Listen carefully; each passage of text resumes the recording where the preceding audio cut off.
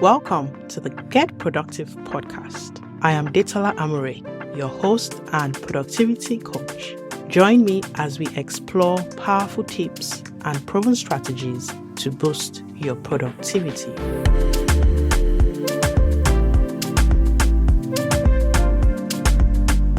Hey, welcome back to the Get Productive with Detola podcast, your one-stop shop for practical productivity wisdom. On this podcast, we help you embrace the flourishing, productive life you deserve. This is episode 20. Thank you for joining me today on this very special episode where I bring another guest, and we are going to be talking about how women executives can lead and earn at the next level using productivity and career growth strategies. Our guest today is Funmi Onamusi. Funmi is a renowned leadership coach, a motivational speaker, and author with over 20 years of experience in consulting and industry roles. As the Chief People Officer at Sussex Partnership NHS Foundation Trust, she drives transformational change and champions inclusive leadership for a large workforce. With a career spanning EY, KPMG, and other consulting organizations, she specializes in strategic HR and talent management. She was awarded Senior Leader of the Year at the 2024 Black Talents Awards. Funmi is a passionate advocate for equity and diversity. Over the past 15 years, she has personally coached and mentored over 100 aspiring leaders, empowering them to unlock their potential. She is also the founder of Breaking Hundred CIC, a social impact organization dedicated to transforming lives through impactful leadership and tailored support. I have done some consulting and training work for Funmi's team in the past, and I just knew I had to bring her on as a guest. So join us today as we dive into her inspiring journey and insights on how she stays productive as a senior executive.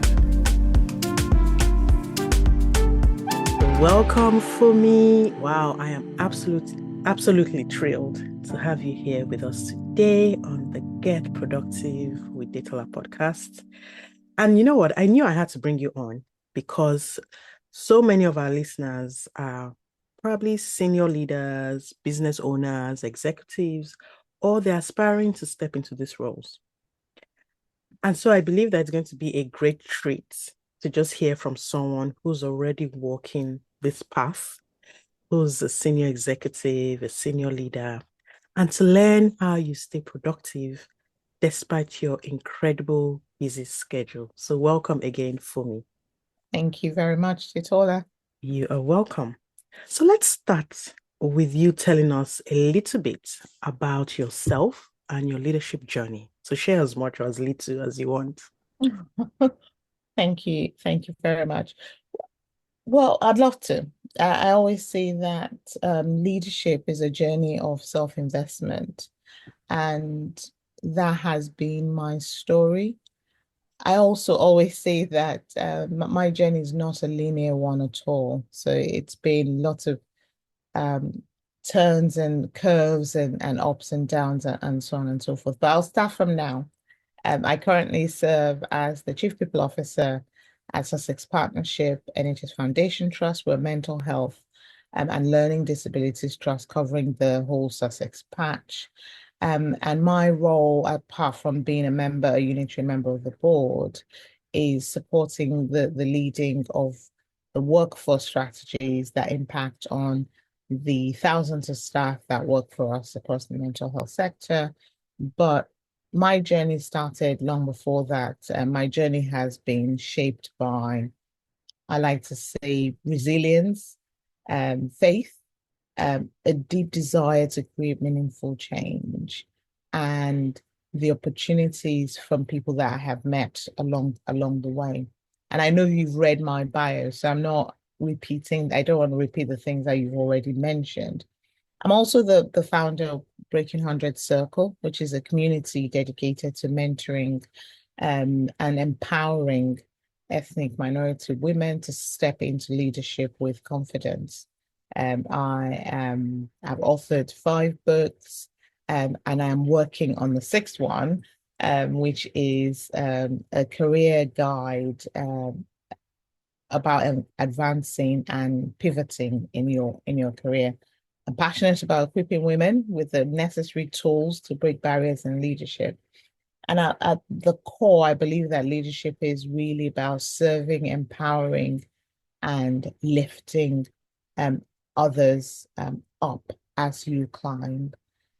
So my experiences have taught me that whatever you do, real change only happens when we create space for others to grow. And I think the only other thing to add, which which might not have come up in the bio that you just read, about me, is that every role I've had um has always been about trying to do something new, not about the job title. So someone who really looks at my CV, as it were, would notice how it is very, very different. And that's because I often, in every opportunity I go, what is it that is within my skills, ability, and my gift to be able to deliver? And then I go for it. And sometimes it's the opportunity merging with connections and people having delivered something before that then opens the door for you. But I'm sure we'll cover a bit more of that in the conversation. Wow, this sounds so exciting. Like just hearing all the amazing things you've done. And even when I was reading your bio, I was like, wow, this woman is just a trailblazer. She's doing so many amazing things, And I love something you said. You said, in all that you do, you want to be able to create space for others to grow. That is so amazing. And I know later on we're going to be talking about the Breaking 100 CIC. But for now, let's kind of talk a little bit about your productivity habits. Mm. You are a high flyer, you are a senior executive, and I'm sure that you are very, very, very busy. So, what would you say are some of the key productivity habits that has helped you with maximizing your time, but also leading others in your place of work or even maybe in family setting, in your family setting? And how Mm. do you think these habits have shaped your leadership style and your impact? Mm. So I'll probably say some eh, some things that will have people raise their eyebrows, like what is she talking about? But these are my own hacks, as it were. For me, I've always known that balancing leadership, strategy, and personal growth is not a small feat. I have never deceived myself into thinking that doing it all is. I know people who, from the outside, it looks like they're doing it all. That has never been my goal. So I haven't ever been interested in that. So for me, what I've always been interested in was how can I deliver effectively the thing that I have put my name against. So for me, that at the top, and I'm saying this to provide a narrative for why the things that helped me with productivity are the things I'm going to mention. And that's because for me, the number one thing that drives my productivity is my integrity. So what's always the envelope for me, as it were, is what is it that I am hanging my name on? What am I hooking my name on? And therefore, where is it that my integrity is going to be put to question? And that then determines how productive I am in those spaces. So for me, I have a few productivity habits that I have followed over the last 20 something years. It has always worked for me. I'm always happy to pick up new productivity hacks, and I'm often picking them up and sharing with people in my networks. But number one for me is being clear on what my non-negotiable prioritizations are. So every morning, as you know, life can be incredibly busy. So every morning I ask, what is the one thing that I can do today to have the greatest impact? I don't then let distractions pull me away from that. So sometimes it could be that it's a day of board meetings, which means that I have to choose and recognize if it's a day of board meetings and I'm going to be effective in supporting my board in being fully representative and playing my role, then I know that that's the priority. And that means that no emails will get answered, no phone calls will get answered. And I have to be okay with that. If I misunderstand the assignment and go, well, I need to be super productive and still be tippy toppy on emails, still be great on answering that solution and this solution and answering that phone call. What that then means is I become subpar at everything. So, yeah, so for me, one of my biggest productivity hacks is non-negotiable prioritization. And then, of course, I'm declaring and making that clear to people what that is. Number two, for me, I learned this actually a long time ago before I even came into senior leadership, and that's time blocking. And using time blocking to create boundaries, both for other people, but for myself as well. So my calendar on a weekday will often reflect my priorities. So remember, number one was prioritization. Number two is actually an aid. It helps number one happen, which is ensuring that my calendar or my diary, my phone notes, my to-do list will always reflect my priorities. And those who know me really well know that if it's not scheduled, it's not happening. Even something as little as I need Fumi to review that paper. Well, have you scheduled it into Fumi's diary? I can do it at 8 o'clock in the morning. I can do it at 7 a.m. I can do it at 7 p.m. But if it's going to happen, it needs to be scheduled. And what that then means is that when an emergency happens that completely, because we know that happens in life, I am clear on the things that then isn't going to happen as a result of that priority. So if a priority were to happen and there was an emergency, that immediately meant I needed to down tools and go visit something or go into hospital or go into an urgent meeting, it is clear to me, here are the 6 things that were supposed to be happening that will now not be happening. And then I can hand that over to, speak with my team to then sort of divvy it up effectively as a result of that, or send apologies to these 5, 6 people who I was supposed to be doing these 5, 6 things for that will therefore not be happening. Number three, I have been doing this one since I was a 7-year-old girl, delegation. I am a firstborn. We didn't mention that in my bio, but this is a really important one. And I think that comes with the territory. So I have learned some of that by virtue of being the older child. I've got 2 younger siblings. Whoop, we're proper mature adults now, but I have often delegated because I had the responsibilities as the older kid. So that's where I think I learned that from, but have now honed on that as I've grown older. So I don't try to do it all. Um, Leadership isn't about control. It can be about trust. But as I say that, for me, I still do think that leadership is. So on the one hand, it's not about control, but on the other hand, it is about control. Because in order for you to delegate, you need to understand what it is you're delegating. So I hear a lot of people going, oh, well, a good leader must be able to delegate. But actually, if you don't have the framework, if you're not in control of the narrative, it then becomes really quite shambolic. Then you're delegating inappropriately. You haven't equipped people you delegated. You don't know what you're trying to delegate. And for me, bad managers will often say, well, I delegate, I don't micromanage my team. And for me, for you to be a good leader, you need to be fully aware. You need to be in control of your work. You need to be in full control of your assignment, and then you're clear on what you're trying to delegate. So for me, that helps me to be productive. So I will be in the detail of something where I don't have assurance it's being managed well.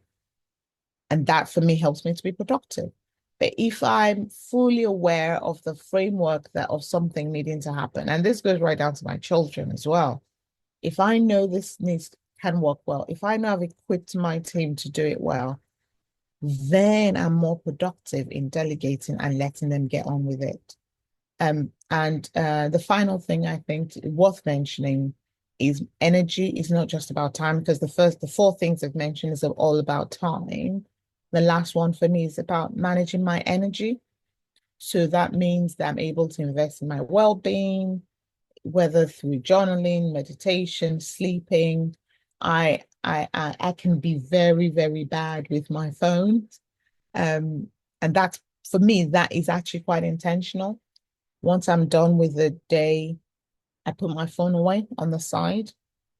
Um, I don't check my messages, and it's quite an intentional thing that I do as a way to create a break so that my brain's in a place where I can then think quickly and be more productive in my decision making. So yeah, those are four, I wasn't counting, four or Yeah. five For quick tips for that have shaped my journey to help me lead intentionally and protect my focus. wow, that's a masterclass in itself. And I was busy taking notes as you were writing. Number of the things you've shared are what we share on the podcast, but just hearing it from your perspective gives it a different, feel and vibe to it. And it's just so amazing to hear how, you know, these habits have helped you over the course of your journey, saying that you even started delegating since you were 7. And one thing, I mean, you said so many amazing things, but one thing I love that you said was your integrity drives your being productive. And it just reminds me of one of the episodes we did. I think it was either episode 2 or 3, where we talked about purpose. For you to be productive, you need to know, what your purpose is and what it is you want to do. What are you putting your name against? So I just love how you have framed that. Your integrity drives your productivity. Amazing, amazing nuggets. Listeners, I hope you're taking notes, and I hope that you are beginning to see how some of the things we already talk about in this podcast isn't just hairy fairy or just theoretical. This is someone who, for me, who is using these habits in her life, and the people in her world can see the results. And I believe you can also see the results of you being productive. So thank you for sharing that. Now, as a senior leader, a senior executive, you probably have been in situations where you need to make some key decisions. And I know that many senior leaders, and even just generally, people struggle with decision fatigue. You need to make a decision, whether it's in the workplace, whether it's about a staff, whether it's about what you need to wear in the morning, as simple as that. How do you streamline your decision making process while maintaining high performance? Because it still links back to productivity. So tell us a little bit about your decision making process. Hmm. This is decision fatigue is real. And it becomes more challenging when you are leading at senior leadership levels. Mine is slightly complicated with the fact that personally I'm a warrior. So I do deal with a lot of anxious feelings. So I've had to create a formula that helps me manage that. I think it's worked quite well for me over the last, I am in my mid 40s now. So I think I have now finally managed to lock on a formula that works. Number one for me, that is the framework for decision making for me is around my values. So if a decision does not align with my core values, and my values change depending on where it is. So at my workplace, my organization, we've just signed up to some new values that I am absolutely in love with. Our work at my organization, our values are compassion, accountability, and optimism. It's fantastic. It makes you wake up and think, with this three, I have the right framework to be able to act and be clear on the boundaries within which I can operate in. My outside of work on the home front values actually still align with that optimism, compassion, accountability. But my real personal values, if you're not thinking about work, family, parenting, any of those things, just me at the core of who I am, is excellence. Because if I'm going to do anything, I want to do it well. Integrity, because my name means everything to me. And I say that it almost feels I've been in spaces where it's like, well, obviously, but actually I've found, and many people probably listening will find that actually that's not a big deal for some people. For me, it's a big deal. If you say Fumi said this, I want it to be worth its weight in gold. And everything I've done is that my name means something out there. And the number three for me is impact. If it's not aligned to the delivery of excellence, my integrity and impact is an easy no for me. So that makes it really easy for me to decide, about roles I might want to take on, about decisions I'm given, invitations I receive. I get a lot of invitations to do a lot of things, to come and speak somewhere, to attend something. And that's my core guiding principle is always a quick check with my values. Um, so yes, that would be an easy no. Why am I on this podcast? Because for me, it aligns to one of my core values of excellence, what you're doing. And I have listened back to some of your previous guests, and they're really, really good because what you're trying to do, I believe, is to support people into delivery of excellence in their day-to-day living. So that aligned with a core value for me. Impact also because I feel if I can share some of my story, that might be a benefit to someone out there who's listening. So that take two of my personal boxes. It's on a Saturday. We're recording this, so it's not impacting on work. So Mhm. I'm okay. So that's not me doing something when I should be working, as it were. So that was an easy yes. But if it didn't take those boxes, that would be an easy no, if that makes sense. Yeah, So totally. so that's more almost like theoretical. That's my theoretical framework. If I were to bring it down more practically, I have what I call my 70% rule. If I have 70% of the information and it aligns to the bigger vision, I make the call. I say that because if you recall earlier, I said that I can be a warrior. I can be quite an anxious person. I used to like perfection. I used to because that was something, analysis paralysis. I would be analyzing every single bit because if it's not perfect, I wouldn't want to go for it. But I now recognize as a senior leader, I do not have the luxury of that. So I have had to make peace that perfection can sometimes be the enemy of progress.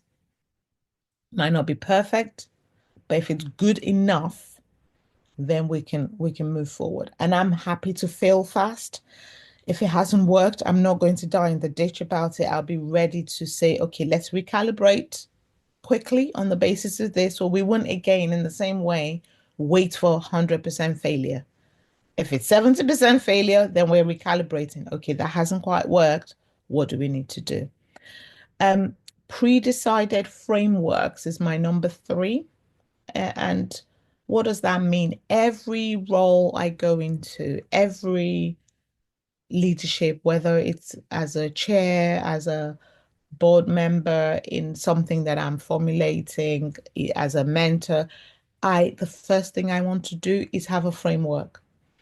The framework allows me to build systems that eliminate unnecessary decisions. So whether that is standardizing how I approach meetings, standardizing routine tasks so that my team are clear, this is Fumi's process. So at the start, it might feel difficult. And if you were to have some of my team members on the podcast, they would go, Fumi is a hard task driver. But that might have been the view at the onset because I come in with very clear ways of working. I come in with this is how we do this. This is how we approve this paper.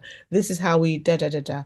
And the reason I'm doing that is because I am trying to create a framework in place that everyone's clear. Everyone knows this is Fumi's decision-making process. And what that does is it eliminates unnecessary decisions, but it also empowers my team, empowers people who work with me. And that's the same within the family. My children are clear. These are the things. This is how mommy operates. So mommy isn't going to be wishy-washy. This is because mommy is clear that you need to do this, you need to do this, you need to do that. My young adults in my house are clear on what it is that they need to do. And because they know how mommy will operate, they don't need to come back and ask for, mommy, what's your view, your decision around us, playing games on a weekday evening. The framework's there. We don't do screen time on a weekday. That's been slightly, um, but it's on a very practical level. That's what I mean. And the last one for me is once that framework exists, and I know that the people around me can operate within it, I believe that it really builds trust and it creates empowerment. It will be difficult at first, and there are no pretenses about it. When you're trying to put in place a framework, it can often come across as controlling, and that is okay. At least I'm comfortable with that. But once that framework is in place, everyone is clear, and then they can feel empowered to make decisions when you're not there. They can then make decisions within their expertise. I lead a team of fantastic senior leaders who have significantly more experience than me in their areas of expertise. I've got expertise in the areas I've got expertise in, but I've also got some expertise in leadership and in management.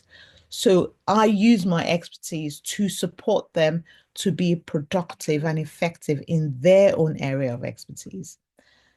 So yeah, and for me, that then ensures that I'm only involved in delivering what truly requires my attention. So those four things, I haven't been counting, but I hope it's four. Um, Yeah, it looks like yeah. are things that I might remember something after this call, thinking, oh, I should have said that. But those are the things that for me help to create bandwidth for high value decisions that can then move things forward. Amazing, amazing, and I love it.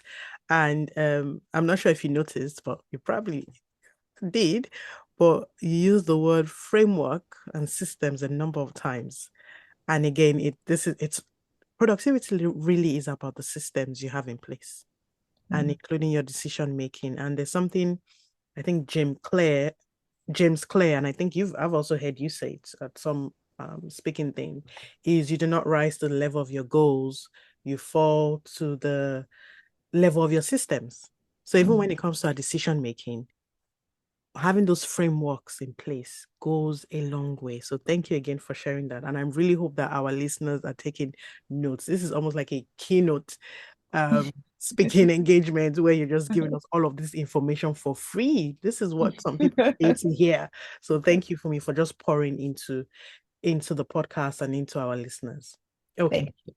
The point you made about James Clear, if any listener is wondering what that reference is about, it's from the book Atomic Habits. exactly. Yes. And yes, I've been known to quote that a lot. You do not rise to the level of your goals, you fall to the level of your system. So you might have really lofty goals. Mhm. If you do not have systems in place, your goals will fail fast and your people will be frustrated.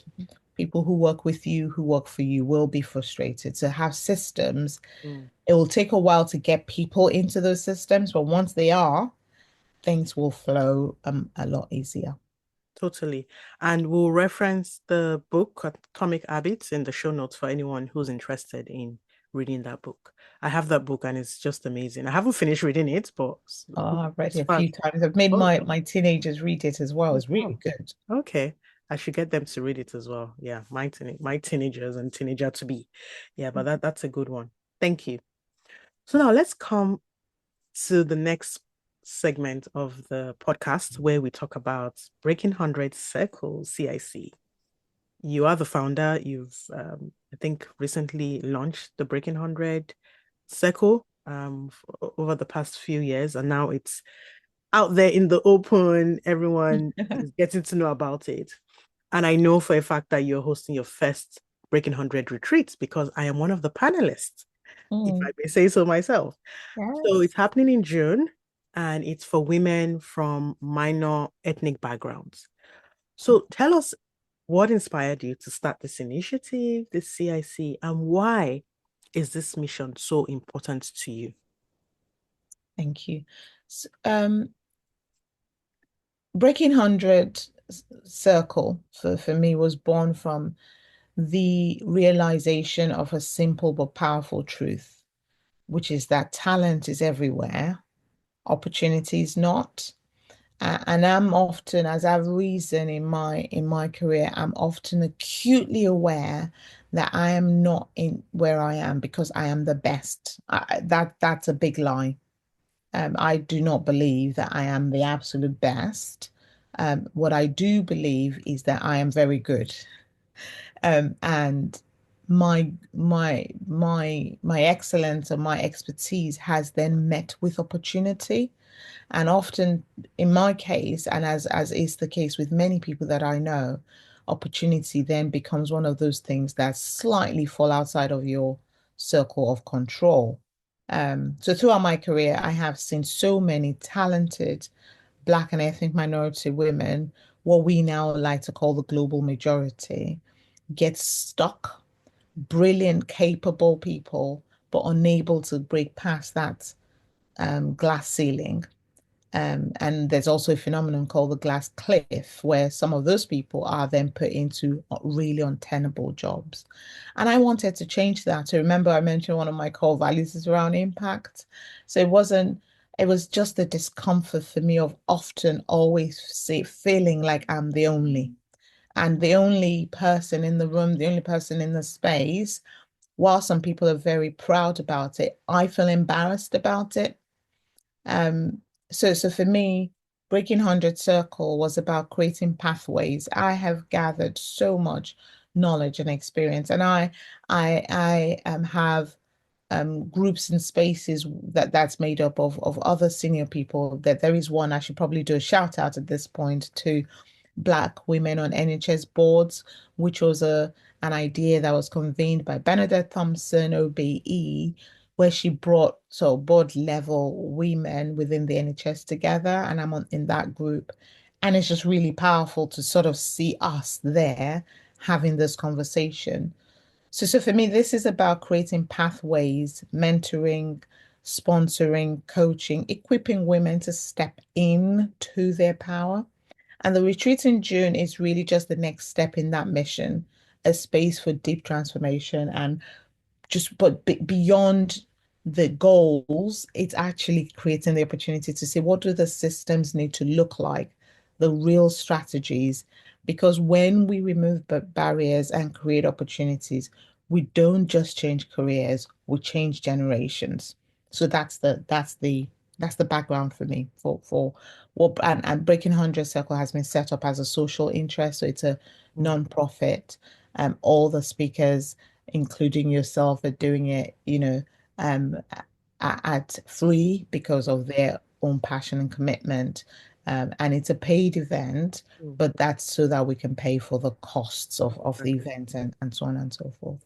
But yeah. Totally, totally. Thank you so much for sharing that. It's really inspiring, and it's something that I am happy and delighted to be a part of because again, hearing you and knowing you from, some of the work we've done in the past together, we have very similar values. So when you asked me to be a panelist, I was like, that was an easy yes. Again, going back to it, tying to my values, it was an easy yes to say, yes, I'm getting behind this. So thank you again for creating this opportunity for um women from minor ethnic backgrounds. Interesting. I've never heard the word global. Maybe I shouldn't be saying this, in public, the global Global majority. majority. Wow, that's a new phrase. Is that recent? Has that come recent Well, or it's because the view has been thought that when we use the term minority ethnic, yeah. and I still use that terminology because that's the terminology a lot of people recognize.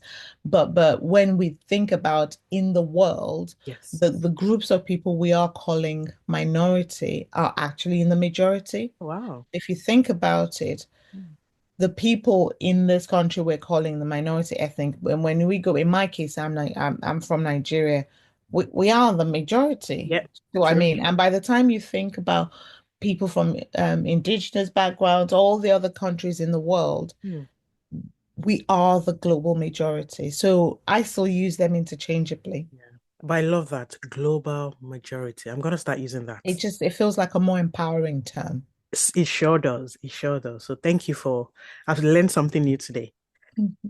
Okay, so now I want to break this down a little bit. So when you say breaking 100, are we talking breaking 100 in terms of finances, six figures, just share a little bit more about that. So that we kind of know, like, people who need to be at the retreat or need to be part of this know that you are talking to me. So tell me, what exactly does breaking 100 break it down? Oh dear.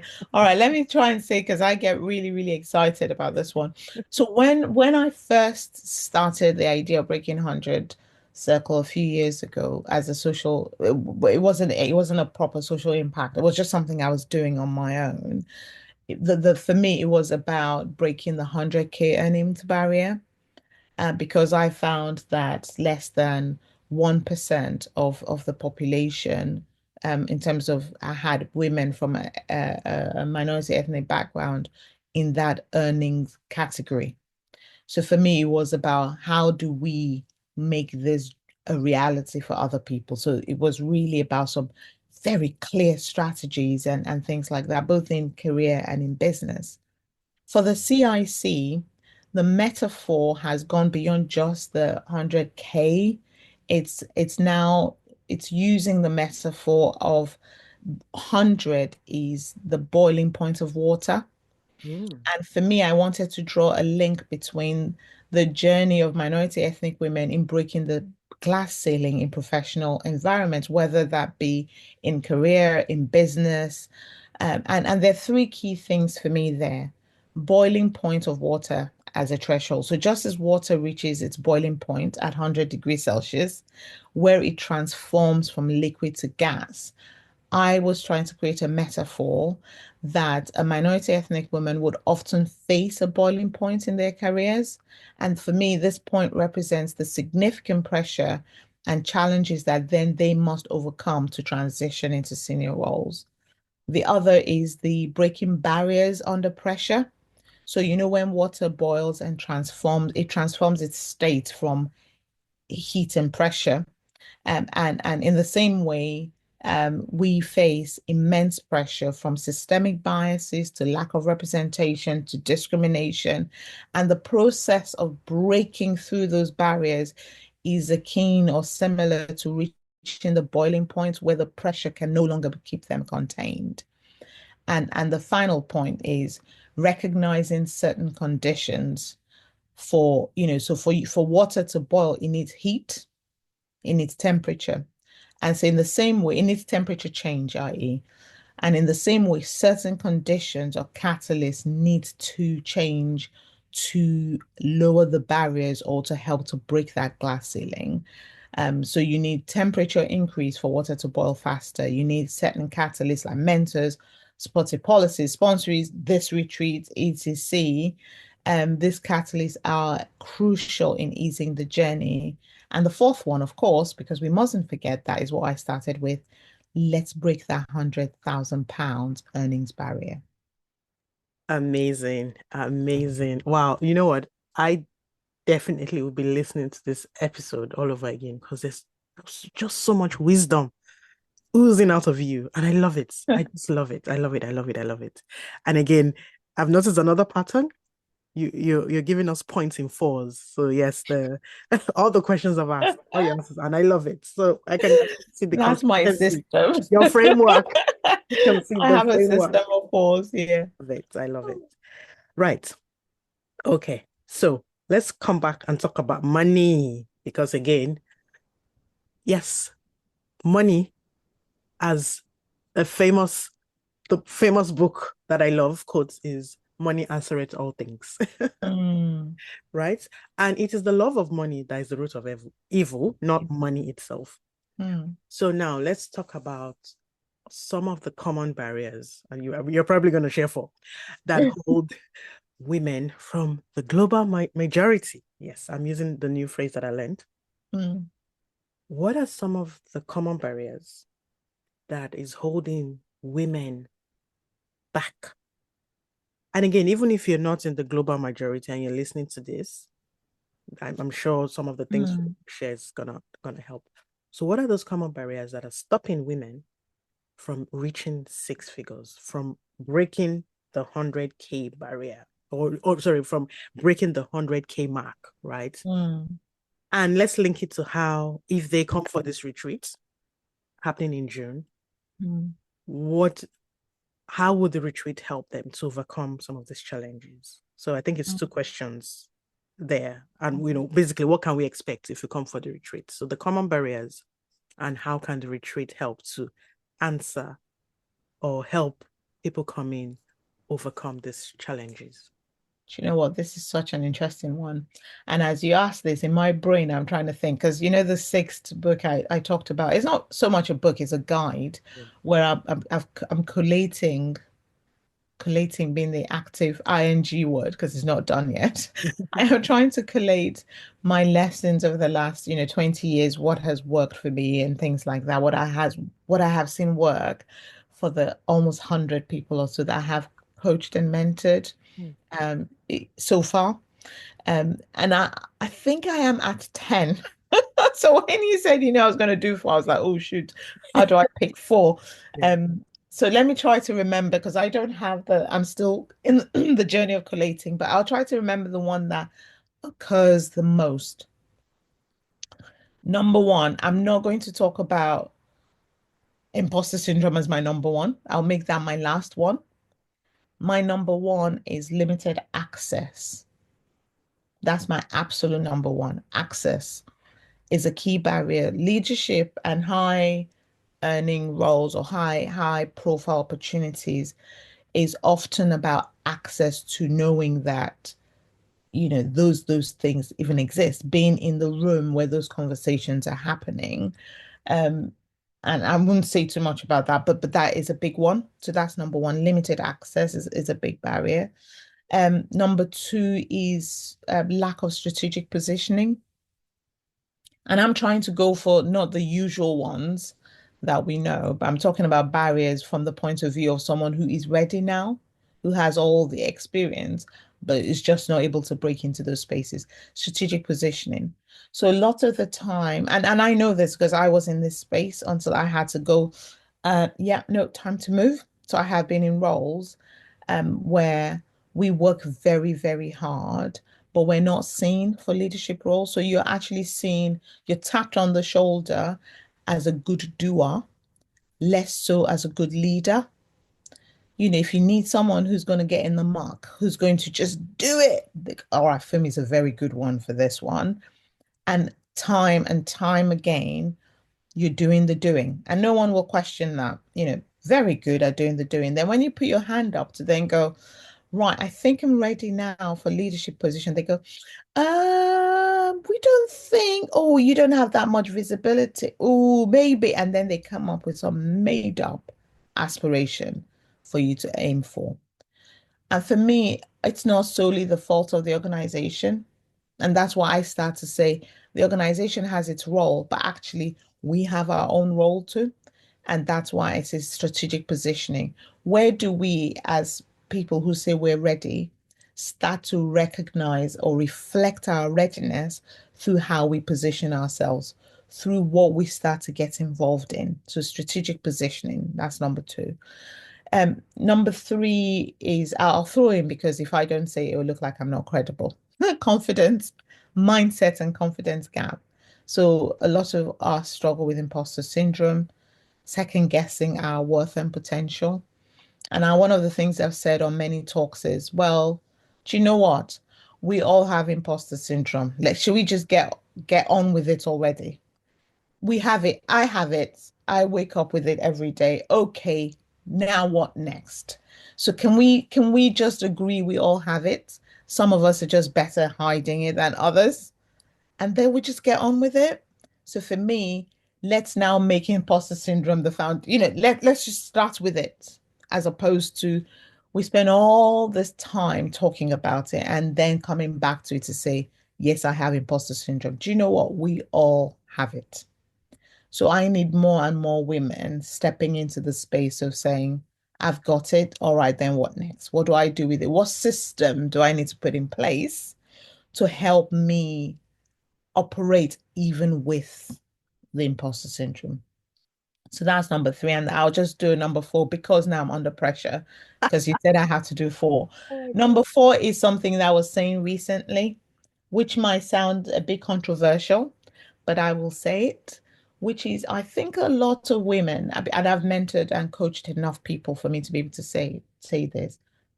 I think a lot of people say they want it, but they're actually not ready. And that's why I say it's controversial.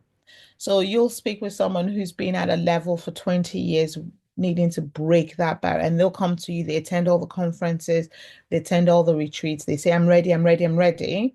But by the time you dig beneath and you tell them, okay, now we need you to do some of this network stuff, you give them assignments, they're not responsive. So for me, the fourth barrier is the look in the mirror barrier, responsiveness. We say we're ready, but when it comes to for me, there's an opportunity here. I need you to do your CV, boom, apply tomorrow. They're not ready.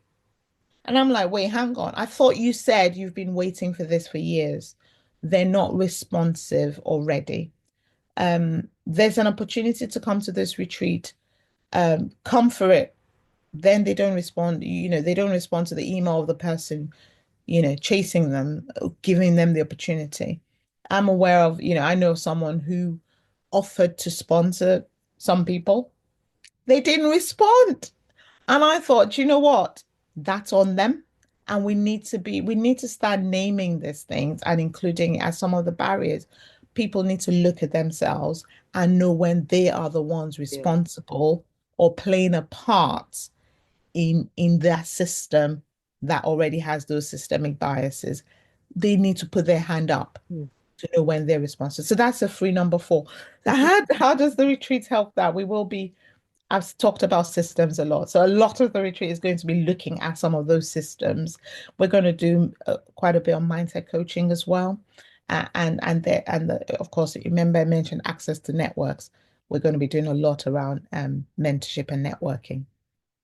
And of course, thinking about systems and strategies. Yes. So yeah. Amazing. I just love all of these points you've made. And in fact, that last point you made about not being ready, not being responsive, links back to not being prepared, right? Mhm. And I feel like that's a whole podcast by itself. So I'm noting that down to probably either bring you back or I would, because I know this is something I've noticed. I've coached a number of people, several women, and Mm, also even in the corporate space where exactly what you said, they're saying, yes, I want to do this. But then when the opportunity comes, they're not ready. mm, And that is what is blocking some of us. That is what is blocking us from being productive. And that is what is blocking us from earning the mm, next level of income that we so desire. So thank you for sharing that. We are wrapping up quickly, and this has been amazing. I almost feel like, we can stay here all day and just keep talking. But mm, of course, for time purposes, we will begin to wrap up this episode. So for me, if there's a woman or even a man, but yeah, let's stick to women. But and It's again, open to men too. I have coached men as yes, well. So good. Yeah. From the stats, I can see that most of my listeners are women. Anyway, we've got a few men listeners. So if you're a man listening, I'm sure you are also taking welcome. points. So thank you for being here. So if there's a woman or anyone listening who feels stuck, they're like, yeah, for me, I hear you and I know that you're speaking to me. And maybe they're feeling stuck in their productivity or in their leadership or earning more or achieving the next level in their career or in their business. What is one immediate step that they can take after listening to this episode? They can, just one easy step. Because one thing I always say is dream big, but start small. Mm, So they want to start small. They want to stop feeling overwhelmed. What is one immediate step that they can take so that they can start moving towards the next level for them, whether it's in their productivity or in their leadership or in earning more? hmm. This is this is a very good one. This is a very good question, by the way. Yeah. Let me just think for a few seconds how I might do justice to this. What is the one thing? So I could give three quick tips here, but if you say one thing, I would say the most powerful thing anyone listening to the sound of my voice can do is to make the decision to shift from what they need to do to who they need to become. Because if it's what you need to do, I will say things like start to think about how to walk into rooms like you belong there, speak about your work with confidence, position yourself for opportunities. But again, those are all actions. The next level, the one thing that will make those actions I've mentioned sensible is who are you? Who do you need to become? So the very next thing is your identity. If you want to lead at a higher level, you need to start embodying that identity today. So the first step is you need to shift from action into identity. So you need to embody first the identity of that thing we've talked about. See yourself as a leader first, because only then will you be able to do any of all those activities, any of those actions, any of those ideas. Only then will you be able to do with any degree of confidence. If you don't see yourself as a leader, then those actions will fall flat. If you walk into a room like you belong there, but you don't believe you belong there, then you come across as obnoxious or like a wimp in the room. But if you believe you're a leader and you walk into the room like you belong there, people will recognize that you've walked into the room like you belong there. I don't know if that makes sense. So Yeah. my goal, my thing is if there's one thing a woman or a man is listening today who feels stuck, the first task I want to say is reposition your identity. Are you stuck in who you were? Position your identity as who you want to become, and then start to take those productivity tips from the platform of who you are. So, very simple example. I'm a HR professional. I've done the experience, I've done the work, I've got 30 years experience as a HR person. I want to be a HR leader, but I'm experiencing barriers and roadblocks and things like that. But every day I walk into a room and I am told to apply for a role, I can't, I still say, I have 30 years experience doing this and this and this and this and this, but I'm uncomfortable to describe myself as a leader. And then I say, show yourself as a leader. You're like, oh, but I don't know if I can do that because I've actually never been a leader before. Well, that means you don't see yourself as a leader. Why should any organization then trust you with a leadership role? If you don't believe you're a leader, then it's not safe. Even I wouldn't give you a job because you need to convince me that I can trust you to operate as a leader. So the first role is you need to change your identity as who you see yourself as being. Wow. That is, I know it sounds so simple, but it's so powerful. And I know someone might be thinking, oh, well, how do I do that? Well, I guess it's been getting access to people, a coach or a mentor. If you feel, oh, I can't do this, I don't know how to do this by myself. I think from what I'm hearing from you is change the self-talk, change the self-image. And then from there, you begin to attract the right people into your life, the right opportunities, and you begin to see those opportunities. You begin to Yeah, see, the right people that are meant to guide you and mentor you into the new level that you want to attain. that's And, right. and I'm sure, or did you want to say something No, about? so I said that's right. And then get into the spaces that stretch you. So Exactly. if you're feeling like Mhm. you're struggling and you can't afford a coach or a mentor, Yeah. get into spaces where you're stretched, Yeah. where you're yeah, Yeah. And I do know for a fact, because I have seen the agenda for the retreat, is that we're going to be talking about identity, right? We are correct. Yeah, definitely yeah, talking we about are. identity. And as at the time of this recording, because we're going to have to edit and all, But as at the time of this recording, I don't know how many spaces are left. How many do you want to share? And hopefully there will, if someone's listening to this at the time of the recording, we will put all the details in the show note. And hopefully maybe there'll be 1 or 2 or 3 more spaces, because I know it's really going, the spaces are getting booked up really fast. But yeah, my advice to anyone who's listening to this is, if this resonates with you, all of what Funmi has shared, and knowing that there are going to be people in the room who might be who you need to open up the doors for you, then you want to be at this retreat. And this is not a sales page of, 3 more spaces left or whatever. It's a genuine plea, if for lack of a better word, to begin to take action and say, you know what, I am raising up my hand. I need help. I need a space. And even if those 30 spaces, because I know Funmi is looking at having 30 women there, even if those 30 spaces are fully booked, reach out to Funmi and say, Funmi, I don't know how you're going to do this. I need to be at this retreat. So do what you need to do to be at this retreat, especially if you're listening from the UK. And you might be somewhere else and go, you know what, I need to travel down.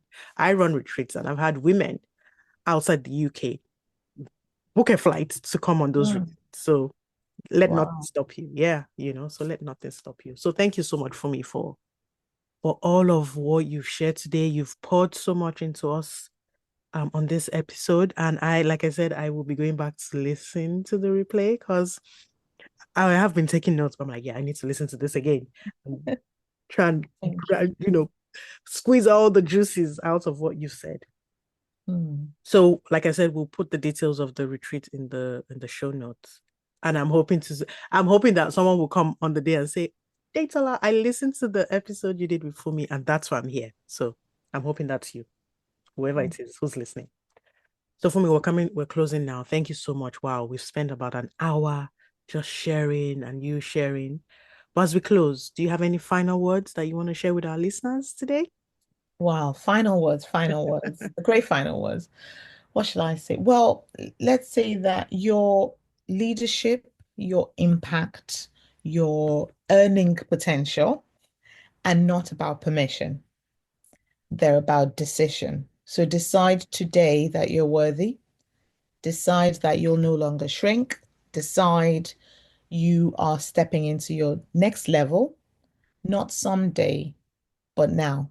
And if no one has told you yet, I believe that's one of the things from this podcast Datola has put together. You're capable, you are powerful. The world needs you to lead boldly. So decide today that you will. Amazing. Decide today. It's a matter of decision. Mind over matter. There's just so much. I can go on and on, but thank you so much, Funmi. This has been amazing. So listeners, I hope this has resonated with you. Feel free to leave a comment. Share this with someone who needs to hear this, because I'm sure that there are people out there who needs to hear what Funmi has shared with us today. So thank you, Funmi, for your time. Thank you for having me. I'm grateful to have you on the Get Productive with Datola podcast. Take care and catch you soon. Bye-bye.